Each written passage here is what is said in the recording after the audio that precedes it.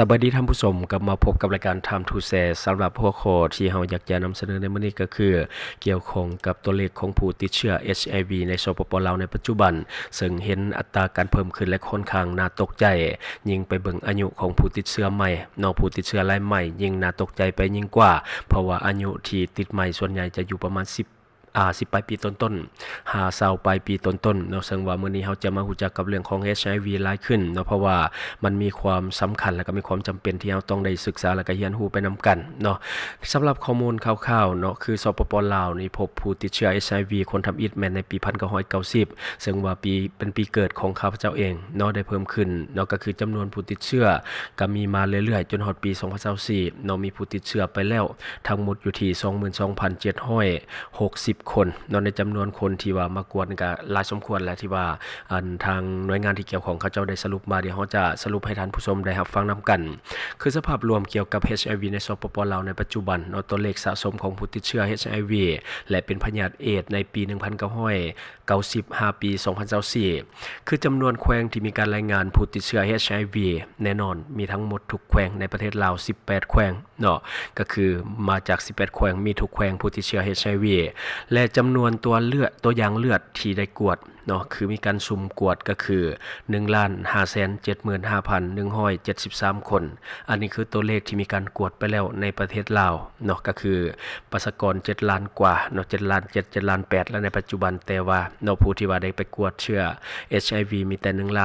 1,577,173 คนและบัดนี้จำนวนคนที่ว่าติดเชื้อ HIV ติดเชื้อ HIV ในปัจจุบันก็คือ 22,760 คนอันนี้คือผู้ที่ว่าติดเชื้อ HIV และสามารถที่จะแพร่ขยายได้และต่อมาก็คือจำนวนคนที่ว่าเป็นพยาธิเอดส์ก็คือผ่าน HIV ไปแล้วก็คือเรื่องภูมิคุ้มกันยังบ่ต้องเว้าถึงและก็กลายเป็นเอดส์ไปแล้วก็คือ 7,464 คนอันนี้คือคนที่ติดเอดส์ติดเอดส์ไปแล้ว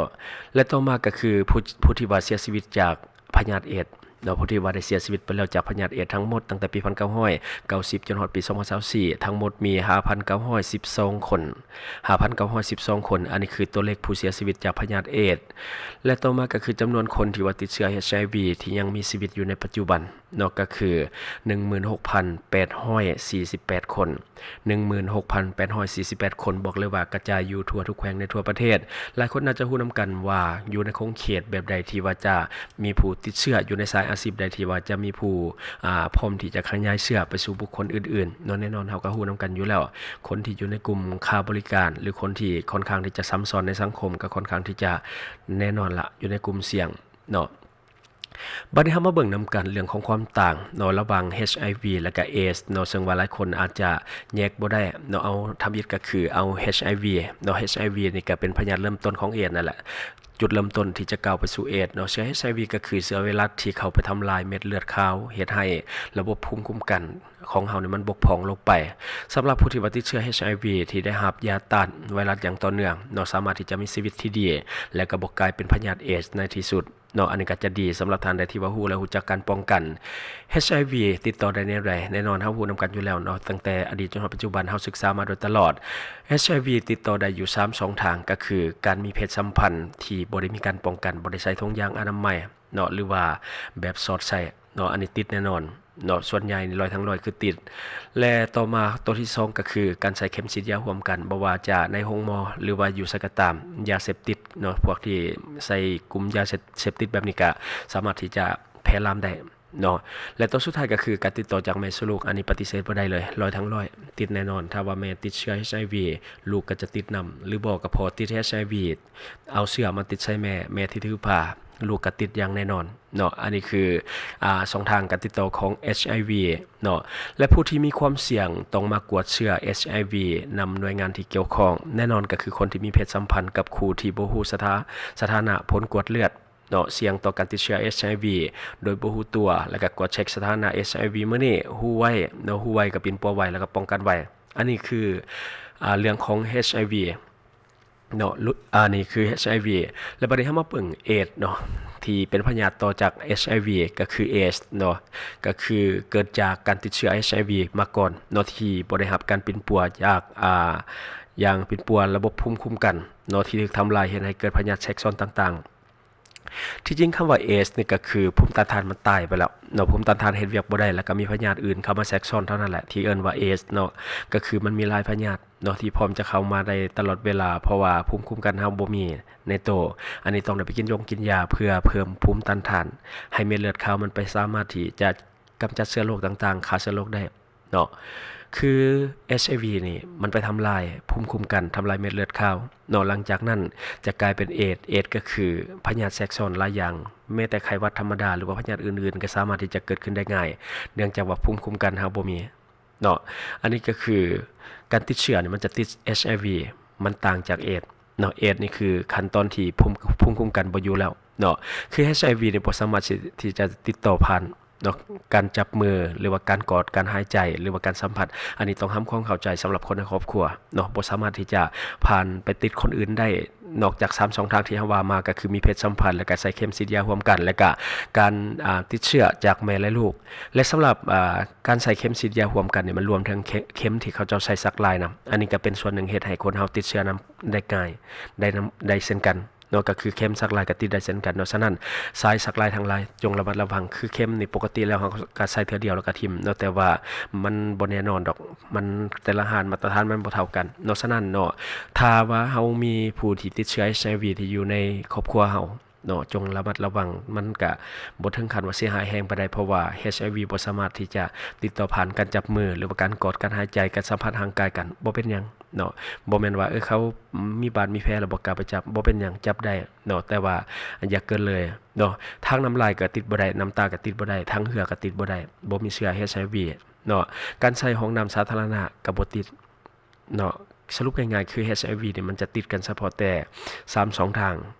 เนาะหรื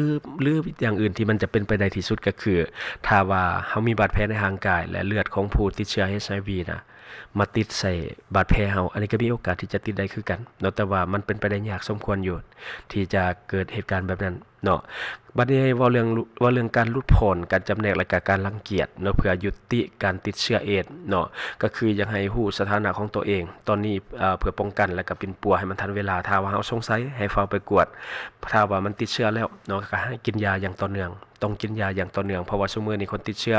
HIV บ่แม่นว่าสิตายทันทีเนาะก็คือถ้าว่ากินยาตามที่แพทย์หมอเขาเจ้าสั่งเนาะมันก็จะมีโอกาสอยู่ได้อีกหลายปีแล้วก็มีโอกาสที่จะแพร่เชื้อน้อยลงยังใครก็บ่กินเลยเนาะและต่อมาก็คือกินยาอย่างสม่ำเสมอนี่แหละสุขภาพดีใช้ชีวิตได้ปกติแต่ว่าแพร่เชื้อได้คือเก่าเนาะอันนี้ก็ต้องได้ระมัดระวังถึงแม้ว่ามีการกินยาควบคุมเรื่องของภูมิคุ้มกันต่างๆในร่างกายแต่เฮายังสามารถแพร่เชื้อได้คือเก่าฉะนั้นอย่าละเลยบ่แม่นว่าตัวเองกินยาแล้วบ่มีอาการหยังแล้วบ่ห่วงเนาะไปซ้ำซ้อนไปหาแบบมีเพศสัมพันธ์ทั่วไปแบบนี้บ่ได้เนาะต้องได้มีสติต้องรู้ตัวเองสม่ำเสมอแล้วก็มีความรับผิดชอบต่อสังคมเนาะต่อมาก็คือลดพ้นการจำแนกและก็รังเกียจเนาะสั่งให้สังคมที่เข้าใจและก็เท่าเทียมเนาะก็คือถ้าฮู้ว่ามีผู้ติดเชื้อแล้วเนาะผู้ติดเชื้อเองก็ต้องได้ปฏิบัติตัวเองเนาะให้มันอยู่ในขอบในกรอบเนาะถ้าฮู้แล้วก็ต้องมีสติระมัดระวังอย่าละเลยอย่าไปใช้ชีวิตแบบตัวเองบ่เป็นหยังมาก่อนแบบนี้เนาะสังคมก็บ่ต้องไปรังเกียจเขาเพราะว่าเชื้อพยาธินี่มันคือเฮาว่าแล้วมันแพร่ได้แต่3 2ทางเนาะฉะนั้นบ่ต้องไปรังเกียจเนาะถ้าว่ามีคนติดในครอบครัวบ่ต้อง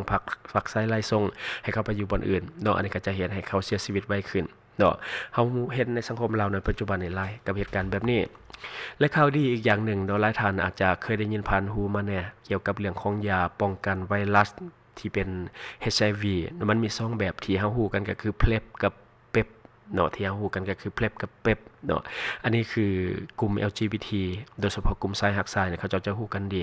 เนาะอันนี้นี่ควรศึกษาแล้วก็ควรที่จะเรียนรู้เดี๋ยวเฮามาเบิ่งนํกันว่า PrEP กับ PEP มันต่างกันแนวใด PrEP ก็คือ PRE แล้วก็ P เนาะ PEP ก็คือ PEP เนาะอันนี้จะแตกต่างกันถ้าอ่านชื่อผิดนี่ขอโทษขออภัยเนาะก็คือ Pre-exposure prophylaxis ก็คือยาป้องกันก่อนสัมผัสเนาะก็คือกินก่อนที่จะมีเพศสัมพันธ์เนาะอันนี้ก็คือกินก่อนล่วงหน้าที่จะมีเพศสัมพันธ์เพื่อป้องกันและก็ลดความเสี่ยงเนาะก็คือกินแบบรายวันหรือว่ากินตามความต้องการเนาะคือรายวันก็คือมื้อละเม็ดเนาะเป็นประจำทุกมื้อแล้วก็มันมีรุ่นแบบ demand PrEP เนาะก็คือ2เม็ดก่อนแล้วก็1เม็ดหลังเนาะ1เม็ดหลังเหมาะสำหรับคนที่สามารถวางแผนความเสี่ยงได้ เนาะอันนี้คือ PrEP เนาะใช้สำหรับคนที่ว่ามีความเสี่ยงเป็นประจำแต่บ่จำเป็นต้องกินตลอดชีวิตอันนี้คือ PrEP เนาะและต่อมาบัดนี้ PEP หรือว่า PEP เนาะก็คือ Post Exposure Prophylaxis เนาะอันนี้ก็คือยาป้องกันหลังสัมผัสกำลังเฮามีเพศสัมพันธ์แล้วเนาะตัวนี้ก็คือถ้าเฮาคิดว่าเซ็กที่เฮาหาก็มีไปเนี่ยมันมีความเสี่ยงเนาะให้กินตัวนี้ใส่ก็คือกินหลังมีความเสี่ยงภายใน72ชั่วโมงใน72ชั่วโมงเนาะอันนี้ก็คือหลังความเสี่ยงเนาะกินทุกมื้อละ1เม็ดเนาะมื้อละ1เม็ดแล้วก็กินต่อเนื่องกัน28วันอันนี้นี่จะช่วยได้เนาะอันนี้ใช้สำหรับคนที่ว่ามีความเสี่ยงกรณีฉุกเฉินเนาะเช่นมีเพศสัมพันธ์กับคนที่มีเชื้อ HIV บ่ได้ป้องกันทุกอย่างอนามัยขาดเนาะในเวลามีเพศสัมพันธ์หรือว่ากรณีถูกข่มขืนหรือว่าถูกปักถูกแทงอย่างต่างๆเนาะอันนี้ก็จะได้กินย้อนหลังเนาะสำหรับตัวเปรียบเนาะอันนี้หลายคนน่าจะฮู้นำกันคือยาเพลฟนี่ป้องกันได้แต่เชื้อ HIV เท่านั้นเนาะบ่สามารถที่จะป้องกันพยาธิติดต่อทางเพศสัมพันธ์หรือว่าพตพอื่นๆเพื่อความปลอดภัยให้ทุกครั้งเนาะที่มีเพศสัมพันธ์ก็ต้องใส่ถุงยางอนามัยอันนี้เป็นวิธีการที่ป้องกันได้ดีที่สุดเนาะสำหรับผู้ที่ว่ามีความเสี่ยงแน่นอนแหละในบ้านเฮากลุ่มที่มีความเสี่ยงเดี๋ยวนี้มันหลายขึ้นเนาะยิ่งไปเบิ่งตัวเลขของผู้ติดเชื้อยิ่งน่ากังวลย้อนหยังย้อนว่าตัวเลขของผู้ติดเชื้อ HIV หรือว่าติดเอดส์ในปัจจุบันเนี่ยมันอายุน้อยลงไปเรื่อยๆเนาะเพราะว่าเด็กน้อยเนี่ยเขาเจ้ายังบ่มีความรู้เรื่องของพยาธิติดต่อทางเพศสัมพันธ์หรือว่าพตพหรือว่าเรื่องของเพศศึกษาเนาะเขายังน้อยเนาะส่วนหนึ่งก็มั่วสุมยาเสพติดเนาะเพราะเขาวงการยาเสพติดนี่นะวงการเซ็กมันก็จะเข้าโดยอัตโนมัติแล้วก็มันจะลุกลามไปทั้งเรื่องของการแพร่เชื้อติดเชื้อในกลุ่มวัยรุ่นที่มีการมั่วสุมยาเสพติดหรือว่าสิ่งมึนเมาได้ง่ายซุมื้อเด็กน้อยเมาคอลลาเจนหรือว่าเมายาเสพติดประเภทพงนี่นะเริ่มแรกก็ปาร์ตี้เนาะกินพวกคอลลาเจนใส่เมาแล้วก็มีการร้องรำทำเพลงเต้นใส่ดอกไฟแสงสีอันนี้ขั้นตอนมันต่อไปก็จะจบด้วยเซ็กซ์ซะส่วนใหญ่เนาะแล้วบัดนี้คนเมายานะบ่มีดอกสติสิไปป้องกันตัวขนาดรักษาของตัวเองยังบ่หล่นเนาะฉะนั้นมีโอกาสที่จะติดเชื้อสูงเนาะถ้าว่าในกลุ่มนั้นมันมีคนที่ติดเชื้ออยู่แล้วเนาะมีผู้ที่มีเชื้อ HIV หรือว่าเอดส์อยู่แล้วยากที่จะควบคุมฉะนั้นอย่าไปแปลกใจเลยว่าเป็นหยังวัยรุ่นอายุ10ปลายปีจึงติดหลายขึ้นก็ย้อนว่ากลุ่มที่มั่วสุมนำกระท่อมหรือว่ายาเสพติดที่เป็นพวกคอลลาเจนส่วนใหญ่มันมีแต่อายุ10ปลายปีต้นๆ20ปลายปีต้นๆเริ่มแรกมันก็มัวยาต่อไปก็มัวเซ็กเนาะฉะนั้นอย่าแปลกใจว่าเป็นหยังจึงติดเชื้อ HIV ได้ง่ายเนาะห้องหมอแห่งหนึ่งแถวดอนกอยเขากวด 5,000 กว่าคนติด400ปลายกว่าคนสถิตินี่น่าตกใจหลายเนาะฉะนั้นนี่เพื่อความปลอดภัยเนาะพวกเอดส์พวกหยังนี่ก็ฮู้นำกันอยู่แล้วว่าติดแล้วมันเป็นปัวบ่ได้มันบ่มียาปัวเถื่อมีแต่รักษาไปตามอาการเป็นหวัดกะปัวหวัดเป็นไอกับปัวไอเนาะฉะนั้นนี่ทางที่ดีอย่าสิอยากไปติดเนาะอันนี้บอกไว้เลยเนาะครับว่าไผสิอยากติดบ่มีไผอยากติดดอกความประมาทนั่นแหละที่บ่งบอกว่าอยากติดเนาะคันเฮาประมาทนี่มันแสดงว่าเฮาละเลยความปลอดภัยของตนเองก็ซ้ำกับว่าเฮาอยากติดคันเฮาบ่อยากติดเฮาต้องมีสติแล้วก็ป้องกันตัวยกเว้นกรณีถูกข่มขืนแบบนี้ได้ผลขออภัยแบบนี้มันสิว่าจังได๋วะเวลาติดมันยากหลายเนาะคันว่าเฮายังบ่ทันติดเนาะเฮาย้านนี่เฮาพยายามมันติดตามข่าวเรื่องของนี่แหละผู้ติดเชื้อเอดส์ในลาวเฮาเนาะตัวนี้จะช่วยเตือนสติเฮาได้ดีหลายเนาะหรือว่าไปเบิ่งคลิปผู้ที่ติดเชื้อ HIV สภาพการเป็นอยู่เป็นแนวใดเนาะอยากให้ตัวนี้มันช่วยกระตุ้นให้เฮามีสติขึ้นมาหลายๆเนาะเพราะว่าการเป็นเชื้อ HIV นี่มันบ่มีหยังดีจักอย่างเลยเนาะบางคนอยู่บ่ได้รับบ่ได้สังคมรังเกียจเนาะตัดสินใจฆ่าตัวตายซะนั่นเนาะจงมีสติเตือนกันในครอบครัวโดยเฉพาะลูกเต้าที่กำลังอยู่ในช่วงเจริญพันธุ์อยากฮู้อยากเห็นอยากลองเนาะตัวนี้ต้องได้เตือนและก็ติดตามอย่างใกล้ชิดโดยเฉพาะมันมีโลกโซเชียลในปัจจุบันถ้าลูกเนาะอยู่กับหมู่ที่ว่าเกี่ยวข้องกับยาเสพติดเนาะมักตั้งกลุ่มตั้งก้อนตั้งแก๊งกันมั่วสุมยาเสพติดต้มน้ำกระท่อมหรือว่ากินคอลลาเจนแบบนี้มีโอกาสสูงที่จะติดเชื้อ HIV หรือว่าเชื้อพยาธิอื่นๆเนาะเพราะว่าตอนทำบิดเข้ากับปฏิหั่นแหละแต่เลิกมากะส่วนหลักจะจบเรื่องเซ็กเนาะเรื่องเซ็กแล้วบัดนี้มันบ่ป้องกันดอกคนเมายานะ เนาะฝากเตือนกันอันนี้ก็ด้วยความเป็นห่วงเป็นใยของรายการของเฮาเนาะเพราะว่าในปัจจุบันเนี่ยเฮาติดตามสถิติของผู้ติดเชื้อในลาวนี่มันเพิ่มขึ้นเรื่อยๆแล้วก็มันค่อนข้างน่าเป็นห่วงหลายเนาะเพราะว่าตัวเลขผู้ติดเชื้อมันต่ำลงฉะนั้นอยากให้ทุกคนให้ความรู้ให้ความเข้าใจกับลูกเต้าในครอบครัวเพื่อความปลอดภัยของชีวิตของท่านเองเนาะอันนี้ก็คือสิ่งที่เราอยากจะนำเสนอในมื้อนี้หวังว่าท่านจะได้รับสาระดีๆสำหรับท่านที่ว่าเบิ่งรายการเราอยู่คิดเห็นจะได้กับสิ่งที่ว่าเรานำเสนอไปก็อย่าลืมฝากไว้ภายใต้คอมเมนต์ของเราและข้าพเจ้าจะเข้าไปอ่านด้วยตนเองเนาะ D+ ผลิตภัณฑ์ปกป้องตับจากเครื่องดื่มแอลกอฮอล์อยู่เมืองลาวใช้แต่เงินกีบลาวและส่งเสริมผลิตภัณฑ์ภายในเพื่อลดพรการนำเข้าสินค้าและแก้ปัญหาเงินตา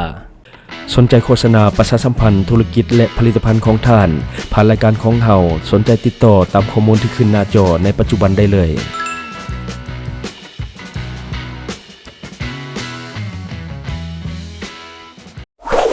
Subscribe for more video.